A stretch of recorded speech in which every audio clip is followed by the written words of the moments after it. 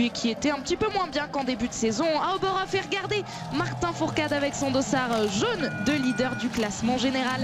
Le champion olympique en titre de la spécialité va s'élancer tout de suite.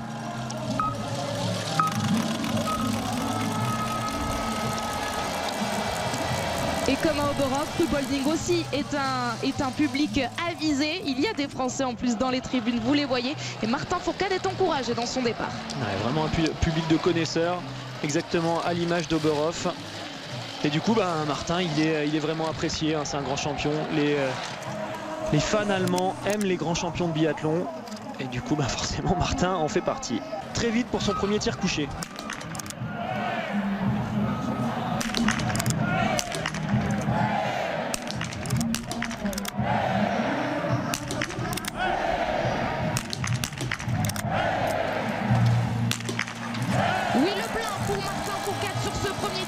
Parfait cette entrée en matière du français. Ça fera une faute pour Jakob Fat qu'on a vu juste avant.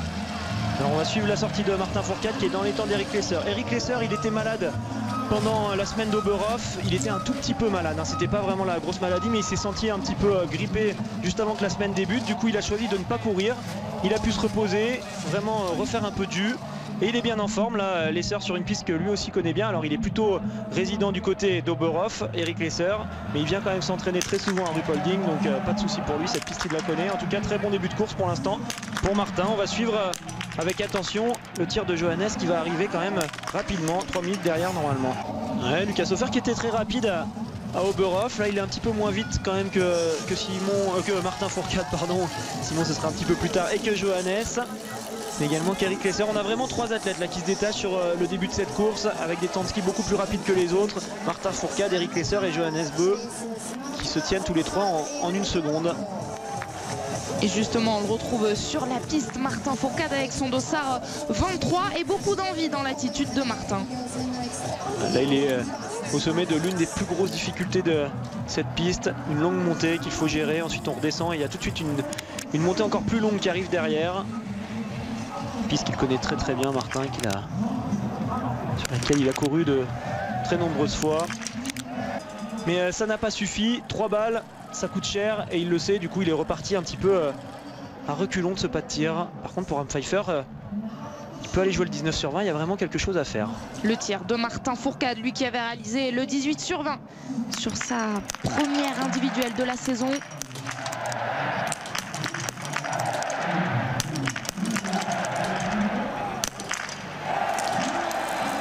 Et pour l'instant, c'est parfait pour Martin. Un nouveau 5 sur 5, 10 sur 10 à ce niveau de la course.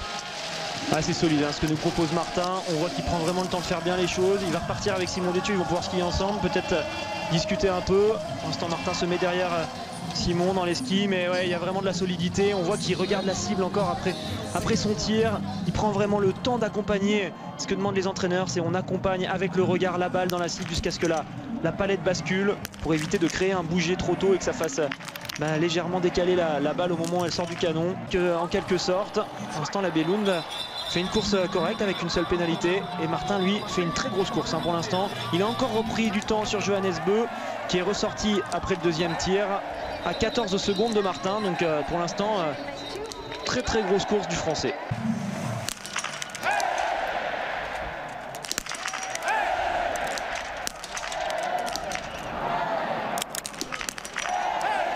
Dommage, une faute pour Pfeiffer alors que Martin Fourcade lui s'est installé.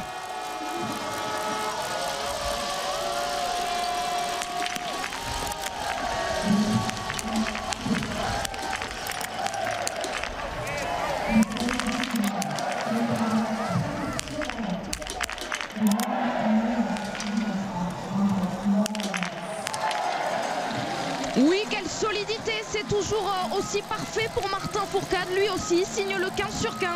Et oui, ils sont 3, 15 sur 15. Allez, Martin va dire maintenant qu'il a fait le plus facile entre guillemets. Ce 15 sur 15, il faut aller le chercher. Par contre, c'est vraiment sur le dernier tir que ça se joue. Il faut aller le chercher à tout prix, ce 20 sur 20. On sent que Martin pour l'instant maîtrise très bien sa course. Un 17 sur 20 pour Simon Détieux, ça reste une course correcte. Alors ça ne jouera pas encore pour le podium, mais ça fera quand même une course avec laquelle il sera classé, on espère, dans le top 15 ou dans le top 20. Il faut vraiment maintenant finir fort. pour Simon Détieux qui est ressorti après son dernier tir. Donc on l'a vu en deuxième position à 35 secondes d'Arndt Pfeiffer, alors qu'il a une pénalité supplémentaire. Donc on voit qu'il va un petit peu plus vite que l'Allemand. Maintenant que ça se joue pour Martin Fourcade, la victoire au bout du canon, mais il faut passer par un 5 sur 5.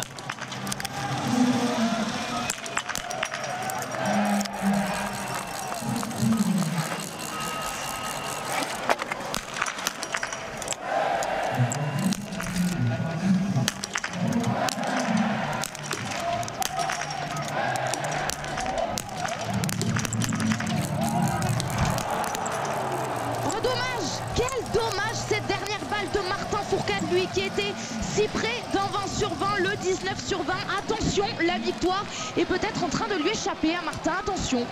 Ah, quel dommage, quel dommage. Alors sur Moravec, il a de l'avance. Par contre, malheureusement, c'est par rapport à Johannes Beu qu'il ne maîtrise plus rien. Il va être informé, hein, Johannes Beu, que Martin a commis une erreur. Donc il va peut-être s'appliquer un peu plus. Alors c'est pas parce qu'il sera informé qu'il réussira à le faire. Martin qui avait quand même été très fort, il fait un tir incroyable, 19 sur 20, c'est un score incroyable. Là-dessus, il n'y a aucun souci. C'est très très fort ce qu'il fait. Mais c'est tellement dommage de le voir maîtriser son tir. Il se reprend. Il arrive à aller jusqu'à cette dernière balle. Et malheureusement, il la laisse juste à côté. Ah, je pense qu'il va avoir quelques regrets. Alors on va attendre de voir le tir de Johannes. Derrière, je vois pas vraiment qui c'est qui pourrait venir l'inquiéter, même à 20 sur 20. Même si Ole Einar Bjørndalen n'a pas encore commencé à tirer. Et on revoit l'émotion du désespoir sur le visage de Martin Fourcade et également sur le visage des supporters français, très nombreux ici. Quel dommage cette dernière balle pour Martin. Si bien fini à Oberhof. Et attention, la victoire se joue maintenant pour Johannes Beu.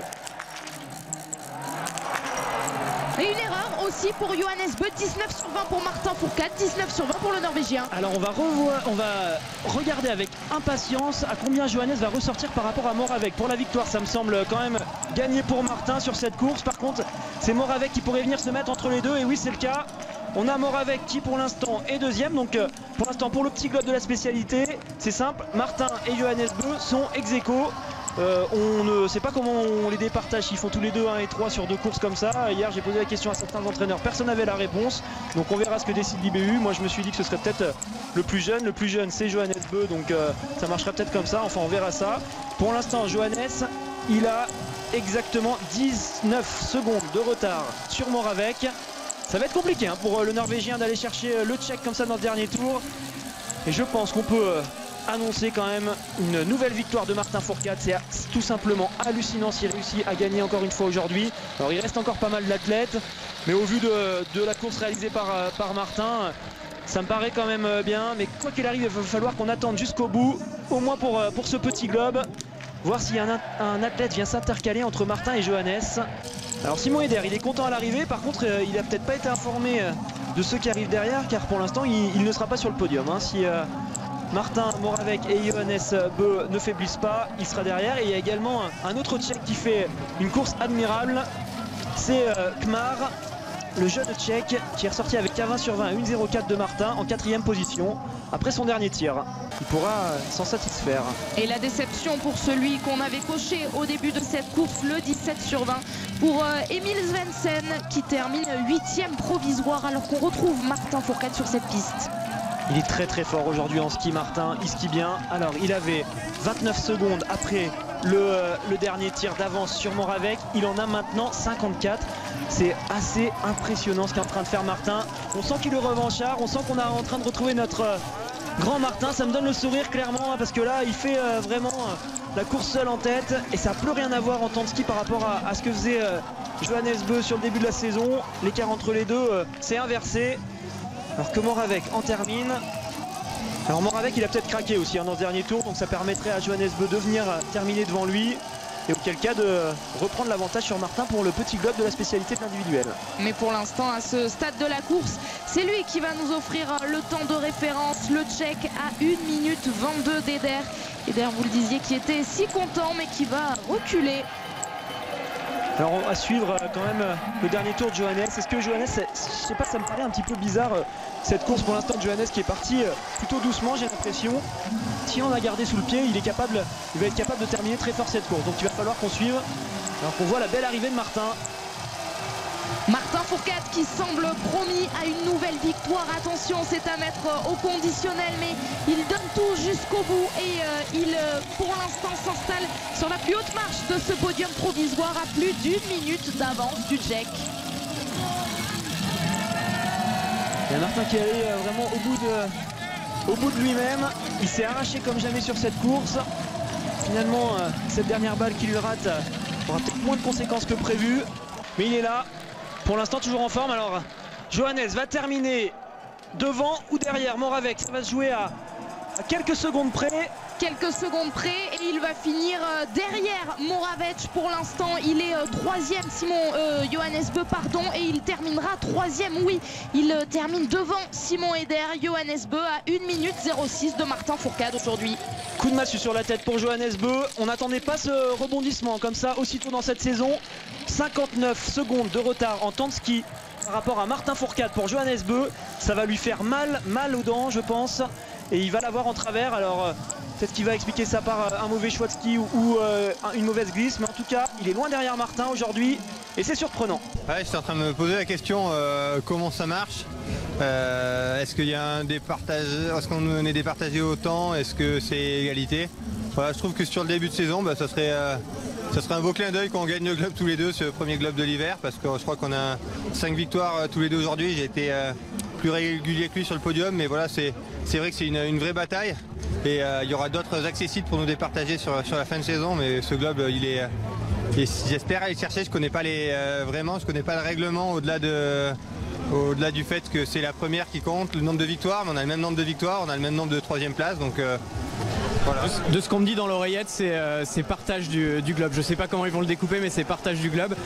Quand on regarde les temps de ski aujourd'hui, on se dit que Martin Fourcade est de nouveau le plus fort. Il y a 1 minute d'avance sur Johannes, c'est significatif.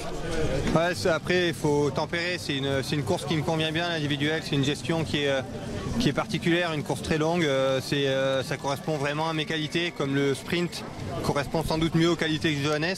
Après, c'est sûr qu'aujourd'hui, voilà, on voit sur l'individuel d'Ostersund, on a le même temps ski. Aujourd'hui, j'ai 1 minute d'avance, donc c'est plutôt bon signe. Ensuite, voilà, moi, de la même façon qu'il y a 2 jours, je ne m'inquiétais pas parce que j'avais un peu de retard sur lui. Aujourd'hui, je ne vais pas m'enflammer parce que j'ai un peu d'avance. C'est sûr que c'est une bonne chose, je prends. Mais voilà, les jeux, c'est dans 29 jours et on va patienter jusque-là pour savoir qui c'est qui va le plus vite et surtout qui c'est qui est devant. Parce que aller plus vite, encore une fois, comme je le disais la semaine dernière, c'est bien, mais le mieux, c'est d'avoir son nom inscrit en haut de la liste. Et le biathlon, c'est pas uniquement du ski. Prochaine course, c'est un relais. Vous n'en avez pas encore couru cette saison. C'est une course qui vous tient à cœur de partager des émotions collectives. Ouais, alors j'ai couru le relais mix d'ouverture, single mix d'ailleurs d'ouverture, et je serai dans le relais, je tiens à être dans le relais cette semaine. On ne connaît pas encore la composition, mais voilà, moi j'ai envie d'y être, même s'il y a un enchaînement de course particulier, que certains, comme on dit top athlètes, risquent de faire l'impasse. Moi je tiens à être dans ce relais pour montrer à l'équipe et que c'est vraiment un objectif qui me tient à cœur, et puis pour travailler cette course aussi un peu particulière en vue des Jeux. Martin, vous insistez beaucoup sur votre régularité. Nous, on a beaucoup parlé de la rivalité avec Johannes Beu, mais quand on regarde uniquement votre couloir, on se rend compte qu'il y a une série de podiums incroyables débutée en fin de saison dernière. Ouais, je crois que j'ai battu aujourd'hui. C'était on va dire la petite statistique qui était prenante du jour, et c'est vrai que ça m'a motivé pour aborder la compétition.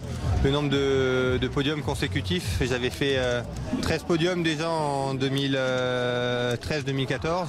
La série avait pris fin au Grand Bornand, et là j'étais aussi à 13 après ma victoire sur la poursuite d'Oberhof. Donc voilà, une 14e aujourd'hui, et je suis très heureux de cette régularité, très heureux, parce que voilà, une saison de biathlon c'est 26 courses, et aujourd'hui j'en ai 14 affilées sur le podium, donc c'est preuve d'une belle constance. Vous espérez aller jusqu'où?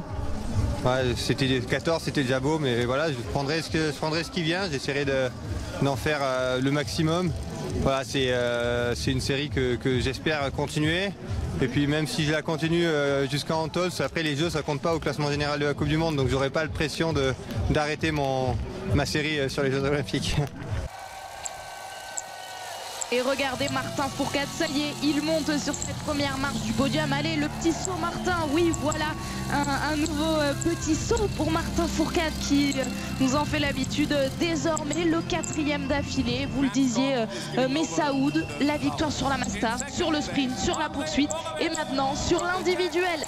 Il a toutes les courses à son actif désormais, Martin Fourcade. Et puis en numéro 2, ce n'est pas vraiment une surprise. Il avait déjà eu l'argent sur les championnats du monde à Pilsen. Sur l'individuel, le Tchèque Moravec, eh bien, le voilà une nouvelle fois sur cette 2e marche. Et c'est tout simplement sa meilleure performance de la saison.